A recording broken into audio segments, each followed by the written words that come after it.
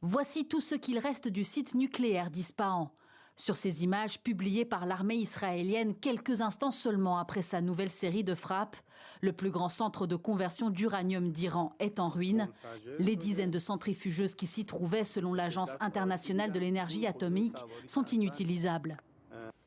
Nous avons infligé de nouveaux dégâts au site nucléaire d'Ispahan et à d'autres sites dans l'ouest de l'Iran.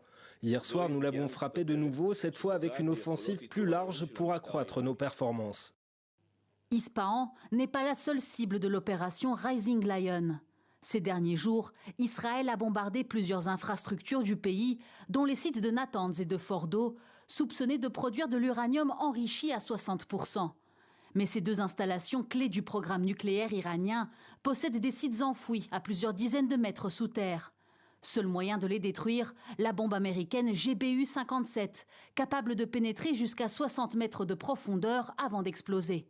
Selon le journal israélien Haaretz, des bombardiers B-2, seuls avions capables de transporter un tel missile, sont en route vers le Pacifique.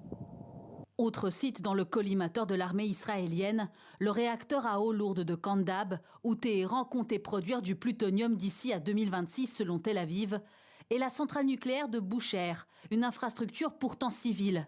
Mais ses normes de sécurité et sa proximité avec des zones sismiques inquiètent les observateurs internationaux.